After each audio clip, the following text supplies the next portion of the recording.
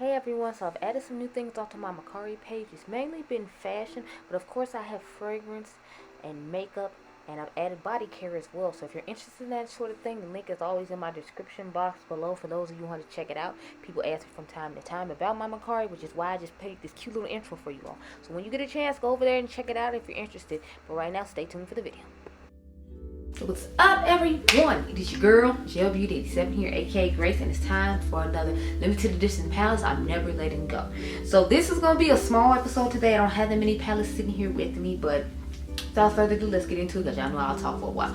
If you like dupes, if you like a lot of eyeshadow palette content, if you like the latest complexion reviews and updates, then this is definitely the place for you. Make sure you hit the subscribe button, honey. Without further ado, let's get into it. So I mean, I know Too Faced doesn't make these palettes anymore, but I don't care. I'm holding on to them forever.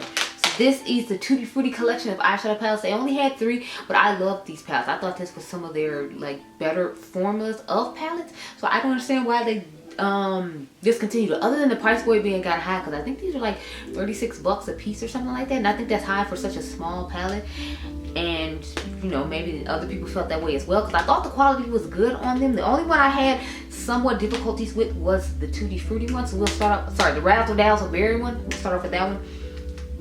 They still have the wonderful candy smell to them that they had before. I had difficulties with this purple shade right here, and I usually don't have difficulties with purples. I hear purples are difficult to formulate, but I rarely, if ever, have issues with them. And we all know I am a purple palette connoisseur, so I wasn't gonna let this go just because it was purple. And I love me a good purple moment. Plus, it's good to take palettes like these on vacations. That's another reason I wouldn't want to get rid of these. The only thing that would suck it if they broke, because I wouldn't be able to replace them. But that's okay. I would probably still hoard them anyway. I think these are great palettes and they have great quality. This was just the one I had the least amount of, this is one I had, sorry, the most amount of problems with.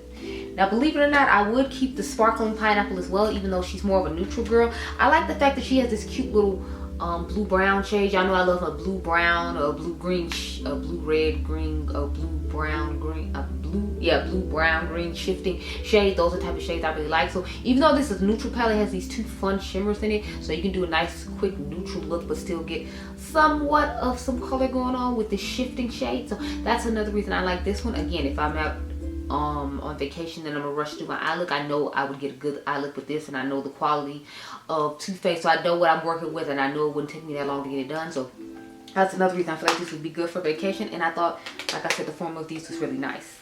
Last one I have to talk about is the last one they came out, which was the Papaya Pop eyeshadow palette. Now, initially I had missed out on this and I was so sad, and then it ended up coming back for 50% off, and then I rushed to grab it because I felt like this was going to be one of the last ones they came out with, and I was correct. Unfortunately, they got rid of the Tutti Frutti collection. I thought this was a nice collection of eyeshadow palettes. I wish they had continued with these eyeshadow palettes instead of the ones they've been coming up with now, because I mean, maple syrup pancakes, seriously? What are we doing? What are we doing over there? Like, did the creativity die with Jared? And I feel like it was dying while he was there, so I feel like it just got worse after he left. But I really like these palettes, and these are 3 from Too Faced that I don't ever plan on letting go, along with my Sweet Peach palette. But you all know the story behind my Sweet Peach palette and why I never plan on letting that one go. I tell you every year when I do my eyeshadow palette collection video, which will be on its way soon. I plan on filming that one here in about like a week or 2. I'm just waiting on a couple more things to show up and trying to reorganize some stuff, because I'm currently trying to remake some more palettes, so I want to have all that done before I start pulling out a whole bunch of palettes. I want it to already be somewhat organized, if that makes any sense. But on to the next palette. So the Teresa is Lethal palette. This is palette I never plan on letting go. I think I put her first one or in there, which is Teresa, like Lethal is Dead, and I like this one better than I like that one, though. I just love the color story of this one a little bit better. I feel like she did such a better job with this one. I feel like the first one was gonna have to be a companion palette for someone with my skin tone, but I feel like this one is more of one I can reach for and do a look on its own.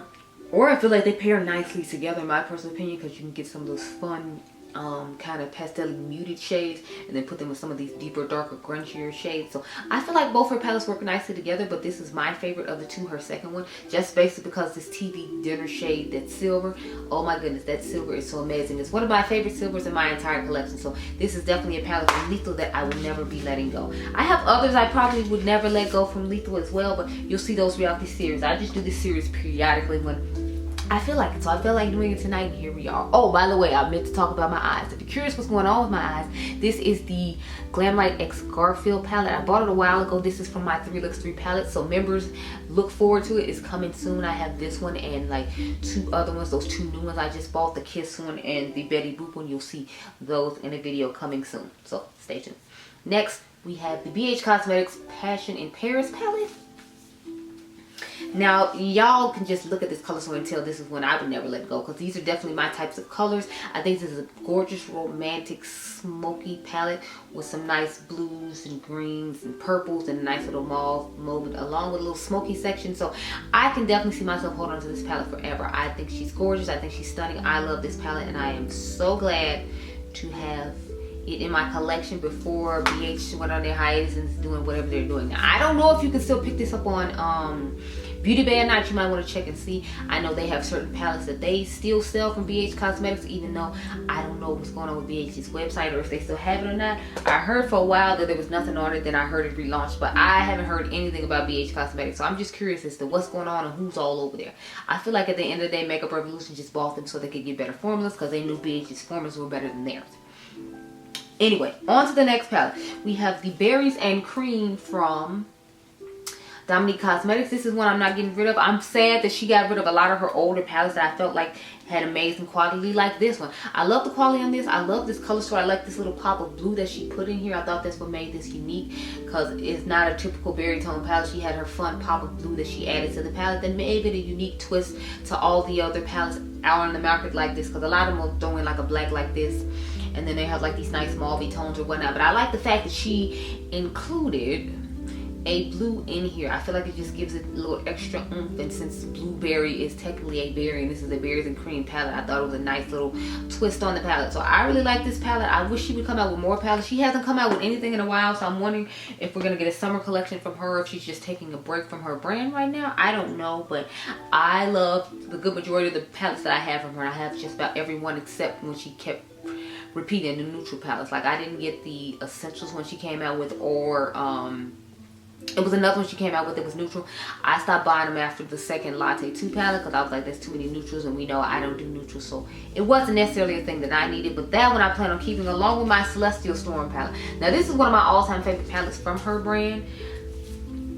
I think this is gorgeous. I feel like if you already have this, you might not have needed to get what was that palette? The Stargazing palette from Nomad, because I feel like this gives a similar vibe to it. You have a nice little warm tone moment on this side, and then you have a nice little cool tone moment on this side. Or if you had the mini one with Celestial Thunder, I feel like you might not necessarily need it either. Now I don't think you got these like fun 4 shades right here, but you got the rest of the stuff that was in this palette. So if you're fine with having warm tones, then I feel like, again, you'd be fine with this one. But I feel like this one is just as good as my Stargazing palette. It doesn't have a lot of dual chromes and multi-chromes. I think this like blue shifts to a blue and a purple, but otherwise like it's pretty, you know, standard quality of her brand if you've tried it before. And I really like this palette, so I was sad when she got rid of this, but you know, hopefully she'll come up with some new, more exciting color stories, and you know, I will add them to my collection, because the last one I bought I think was the Moment, and that's because I felt like it was a good like alternative to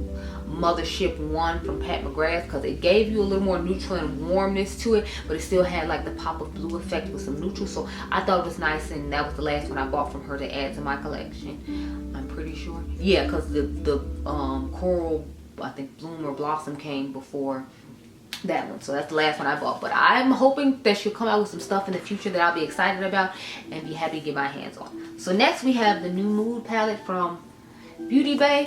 I don't know what's going on over there either. They haven't announced a summer launch. I think the last thing that they talked about was their Valentine's Day palette, and it looked really similar to the Chucky palette from Glamlite, so I didn't go ahead and pick that up because I had already picked up the Chucky palette. I either got it at CVS on a great deal, or I got it on their website for like 50% off or something. I think I got it at the same time I got the Garfield one that's on my eyes right now. Don't quote me, but yeah. Anyway, so this is what this palette looks like. I love the uniqueness of this palette because I feel like it gives a lot of different perspectives and a lot of different quads. When you think about it, you got a blue quad right here, you got a neutral quad right here, you got a nice little pink quad, and you got this earthy green and yellow quad. So when I look at it, I'm just like, there's a lot of different quads in here depending on what you like, and I like the fact that they set it up in quads, or you can just do like the classic brown look with a pop of blue moment if that's what you're into. So I really like the fact that they switched all this around and put it the way they put it, so that way you could look at it as quads if you're a person who would just be confused looking at this palette as a whole. Like I always tell y'all, look at stuff as quads. Sometimes it makes more sense as quads. You got a 6-pan blue quad right here. This actually reminds me of that Namba Cutie palette they came out with. Then you got this neutral little quad right here. You got a nice little pink quad, and then you got this little green and yellow quad to make a nice little look. So I feel like this is a great palette, and it's one I don't plan on getting rid of just because I feel like it has a nice uniqueness to it and it gives you a good variety of different quads or colors to pick from. Now this last one might be controversial because this is a controversial person. However, I'm separating the artist from the art when I talk about this palette. Plus y'all know I'm a blue, green, purple palette connoisseur. So I have the Michaela X Glam Light Part 2 palette. They have gotten rid of this since a while ago. I think they started getting rid of this when she had that scandal with the L'Oreal mascara, if I remember correctly. Don't quote me, but I just love the color stuff. This, the blues, the greens, the purples, and then she still gives you like a little somewhat, I guess, well, I was about to say neutralist section, but no, it's mainly just blue, green, and purple, which I have no issue with. Y'all know I live for a blue, green, and purple moment, so I have no problem having this palette in my collection, and I'm so glad I do. I actually need to declutter some palettes, y'all, because I have so many, so it might be a collection and declutter video, depending on how it goes.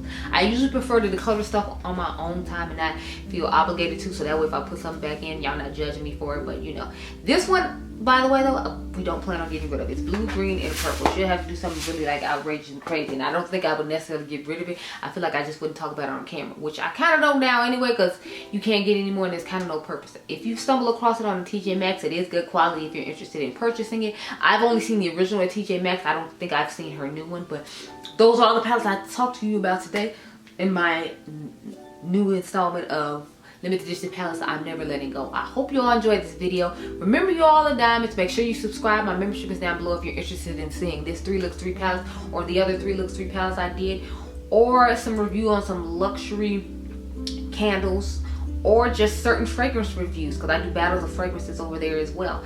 So click the membership down below if you're interested, and I'll catch you guys in the next one. Be blessed, girl. Bye. Where are you going? The fun doesn't have to end here. Let's be friends over on Instagram too to check out the latest fashion, fragrance, and palette comparisons. Make sure you head on over to my Instagram. I'm currently doing fashion content. I hope you enjoy it and see you over there.